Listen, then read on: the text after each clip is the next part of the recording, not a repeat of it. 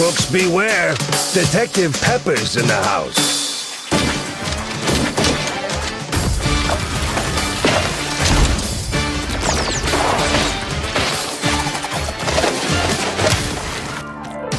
Our studio combines two worlds. We combine game dev with animation. We wanted to make a game that looks like the cartoons that your grandparents probably watched when they were kids. And the rest is history.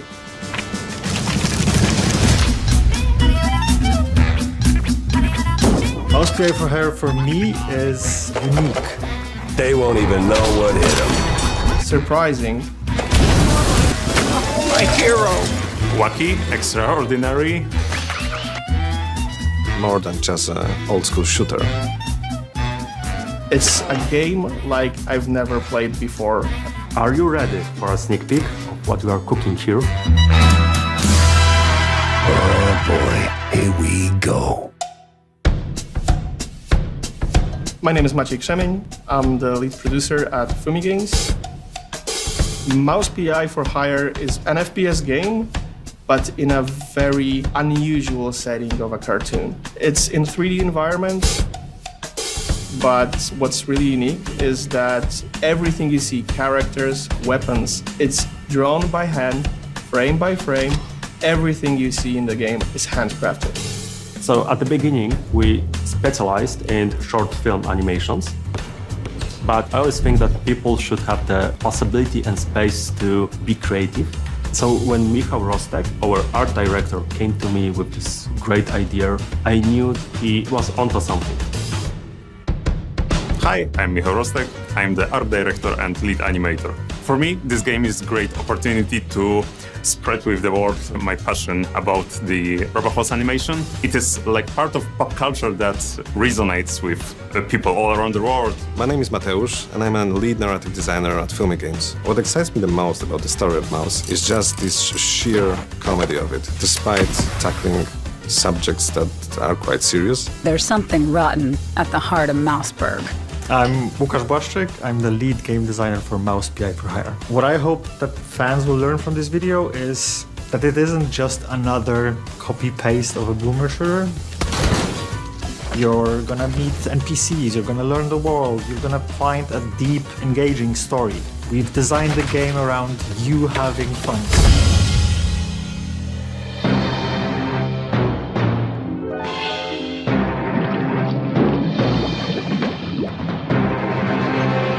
Our main goal with Mouse is that every frame of the game should look like old cartoon film from the 1930s. A clue, a lead. What more could a mouse detective want? So every element of the UI or the weapons, enemies, everything is animated by hand. One of the biggest challenges that we have to overcome is to make sure that every frame of the animation will be as close as possible to 1930s RoboHouse style. RoboHouse animation is the style of animation developed in the United States in 1920s, 1930s, and the things that could be the representative of this art style is the bounce animation. Everything bends, everything stretches and squeezes. It gives us all kinds of different things that, for example, our characters can do with their hands or legs. We're not limited by a realistic art style. So when we consider 2D characters running around a 3D environment, that presents a challenge for designers. So unlike the 3D characters that we can make the one model of the characters and turn him around, we need to make 6 different positions, 6 different angles for each of the characters. So front, left, side, back side, and back. So when we are going through the 3D environment, we can see the character who is flat and turn him around. And the final result of this is a lot of drawings to do. With 2D, every single change I, as a designer, make to the game balance, that causes an avalanche of changes for the game itself. If I speed up a character, they have to redo animations. The art team loves me. One of the biggest challenges with Mouse PI for Hire was the black and white aesthetic, because usually you will use specific tricks to guide the players through certain locations. You have the well-known yellow paint that shows you where to use what. And we don't have that because we have a completely black and white game, so you have to guide players through light. We will often use typical black and white on objects that can be moved, will be interactable, while maintaining grayscale and no outlines on objects that you can't interact with. We want to put alive to the world through the animation elements, so on every level there will be something extraordinary and unique to see and to experience.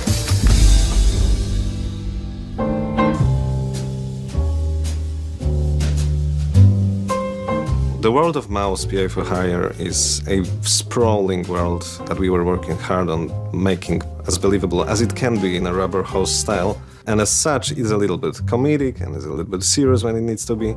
And the city that the game takes place in is called Mouseburg. It has its own unique flavor. It's a cheesy flavor, you might say. Call me a cheesehead, but that elevator wasn't here before. Most of the society in Mouseburg consists of mice, but there are also shrews and rats as well. But with a society this diverse, it sometimes creates some friction. And our protagonist, Jack, is put in the middle of those situations where the friction occurs. And it's up to us to solve those problems in many different ways. Crooks beware! Detective Pepper's in the house. So Jack Pepper, as the title says, he's a private investigator. He's a war veteran and he has his own scars. He has his way of extracting information, and it's not always as graceful as you might expect. Ow! What was that for? Standard procedure.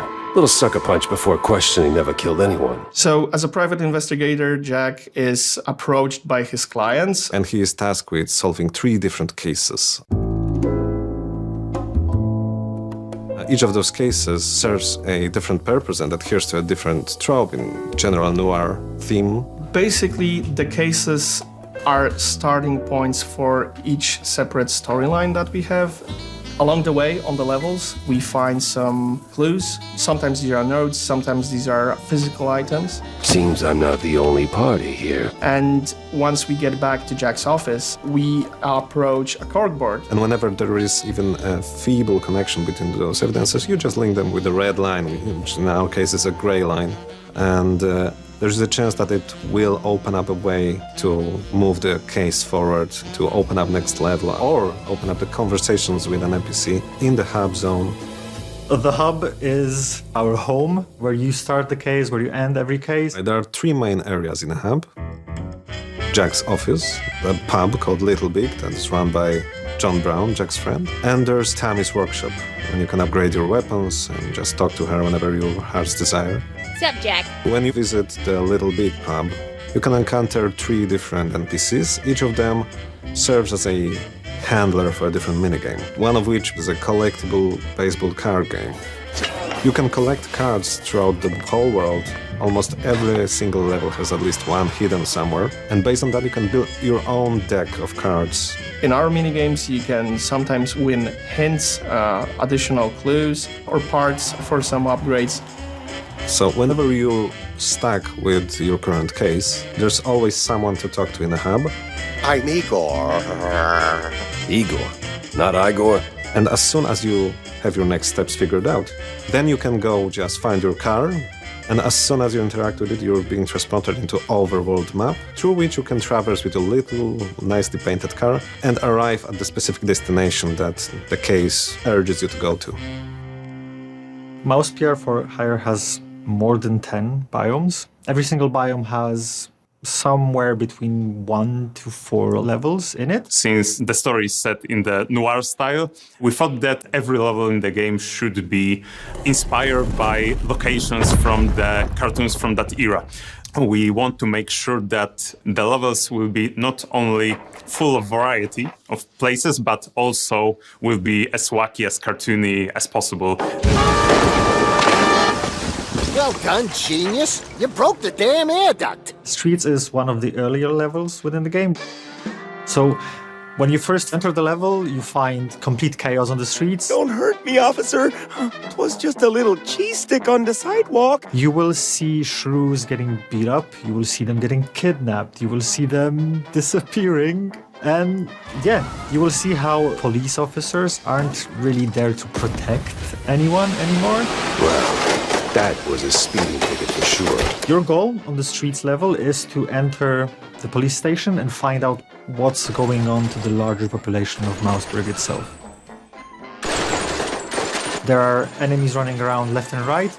You will fight enemies that you haven't seen before, especially in the previous parts of the game. Here's Jacko. You will have cops that use batons and try to pacify you with them. So enemies, enemies, enemies. Before that, the previous levels were more toned down when it comes to the types of encounters and the amount of enemies you encounter, and this time when they will come at you with everything they have.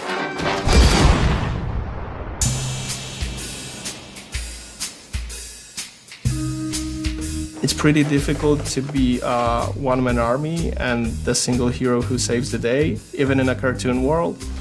So we want the game to be challenging but fair at the same time. Where the hell did those lunatics crawl out from? I'm taking a small amount of specific enemies, like melee enemies, ranged enemies, tank enemies, and those are initially presented to you as the player to deal with, learn how they behave, learn what to expect, and then we add twists, what we call modifiers to them.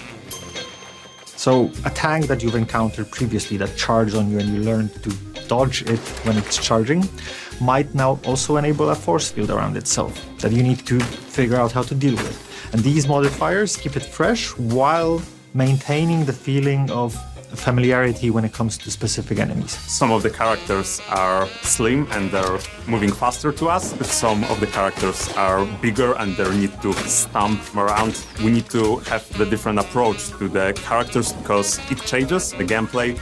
So it's not just the basic type of enemy, you will also encounter bigger enemies, larger enemies, more complex enemies, like one that we've already shown, the Vicatore, or the alligator as it was nicknamed. And you might also encounter my favorite boss enemy, which is the third wife.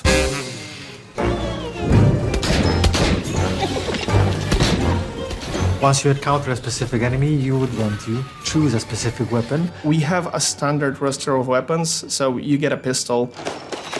Obviously, you have a shotgun, a Tommy gun.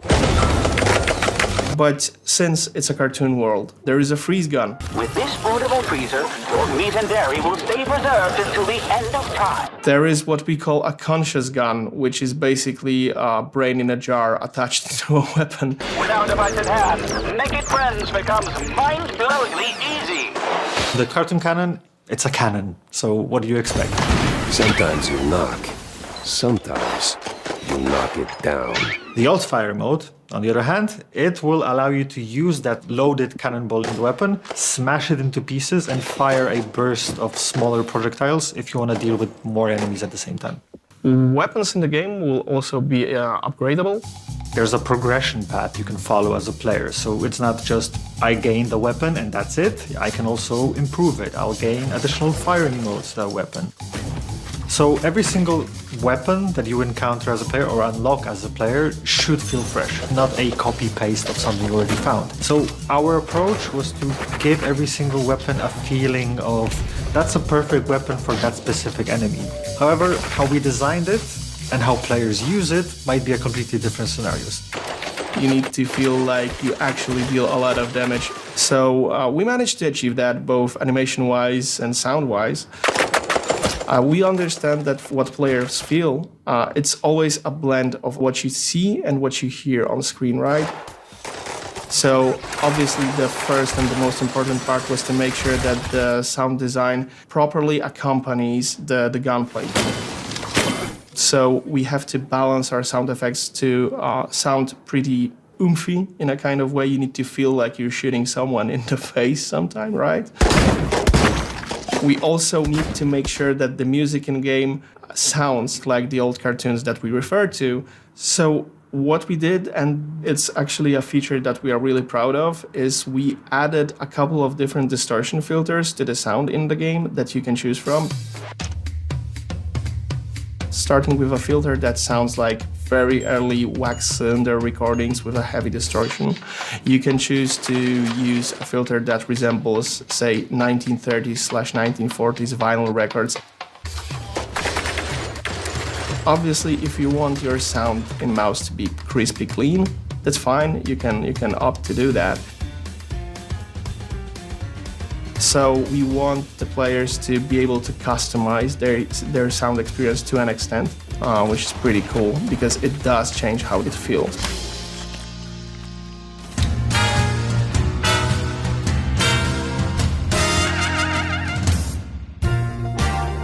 From the beginning, I knew that this game is like no other. It's handcrafted entertainment full of love, made for real people, by real people, which is amazing. We just want to give the players this fascinating world that is outlandish and relatable at the same time. The whole game as a package is exciting because every little detail that we work on across every team just makes something unique.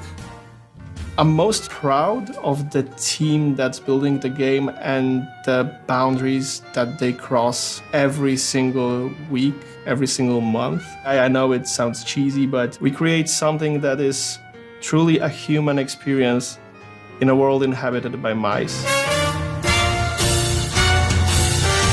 When you are a creator, you always want people to enjoy the work that we do. So it was really outstanding for me that this idea resonates with all variety of people. I can't wait to see how players are enjoying it, what they're doing with the game, and seeing the creative fluids that we've put into the project go beyond that. We showed you a lot today, but there's definitely more where that came from. So now it's time to step out of your office, gather some clues, connect the dots, and save Mouseburg, because right now you're the city's only hope.